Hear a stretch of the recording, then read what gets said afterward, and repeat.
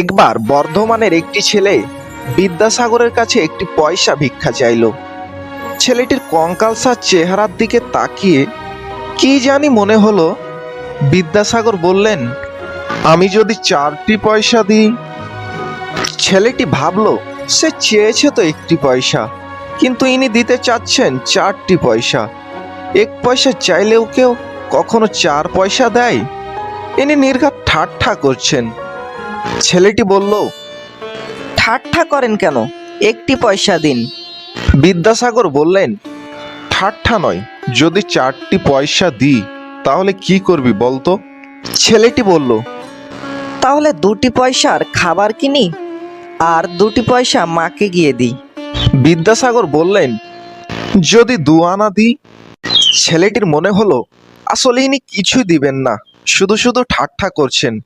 তাই কোনো কথা না বলে ছেলেটি যাবার জন্য পা বাড়ালো, কিন্তু বিদ্যাসাগর তার হাত ধরে ফেললেন আর বললেন, বল না, সত্যি সত্যি তাহলে তুই কি করবি?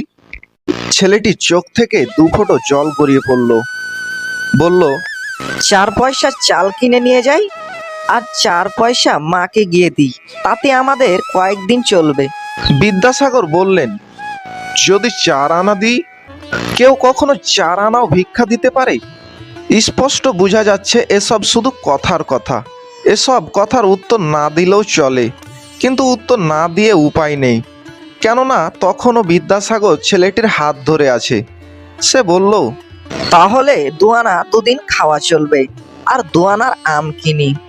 আম কিনে বেচি, 2 আনার আমে 4 আনা হবে, তাহলে আবার 2 দিন চলবে।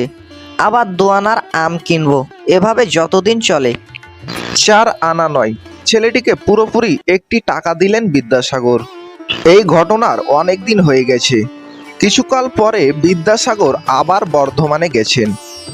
স্টেশনে নেমে একটি চেনা দোকানে ঢুকতে যাবেন, এমন সময় একটি ছেলে এসে বলল, দয়া করে একবার আসুন, আমার দোকানে একবার বসতে হবে।